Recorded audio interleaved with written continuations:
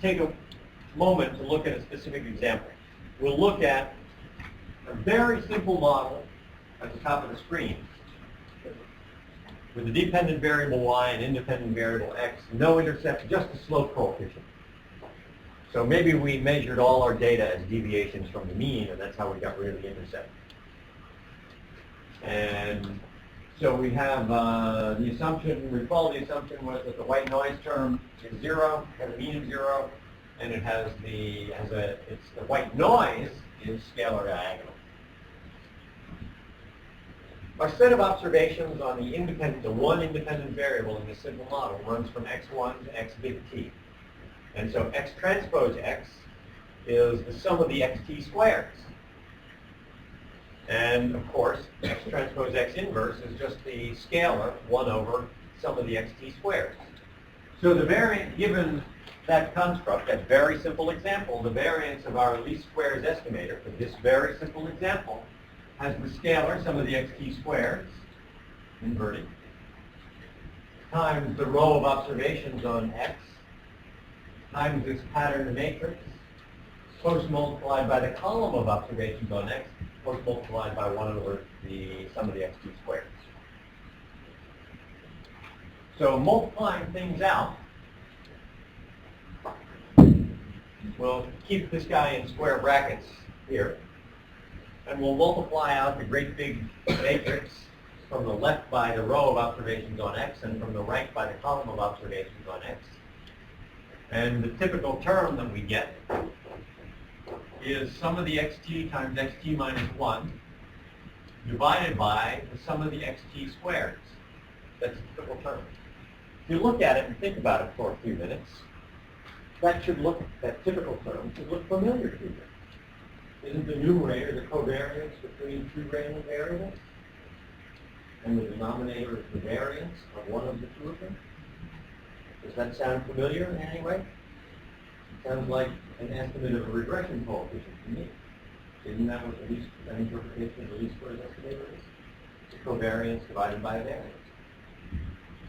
So when we multiply things out, multiply out this quadratic form, we end up with a 1 plus 2 times rho times the regression coefficient, which is the regression of xt minus 1 on xt, plus 2 rho squared, times the regression of xt minus 2 on xt, so on and so forth, all the way through 2 times rho to the r, times the regression of xt minus r on xt. This is first order serial correlation. One of the things that how many of you have worked with time series data? If you had to characterize for your mother that time series data, would you say that it was smoothly evolving or frenetic? Most economic data evolves very smoothly, except for the stock market over the last 6 weeks or 6 months or so.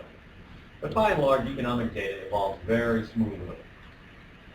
So the regression coefficients in the regression of an xt on its history typically are positive and small because it's stationary.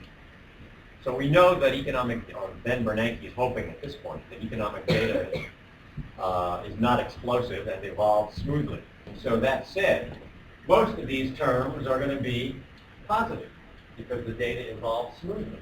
If the data is evolving frenetically, that is, it's switching sign frequently, very busy, very noisy, then those regression coefficients, or those terms that look like regression coefficients, are going to switch signs as you go further and further out. First positive, then negative, then positive, then negative.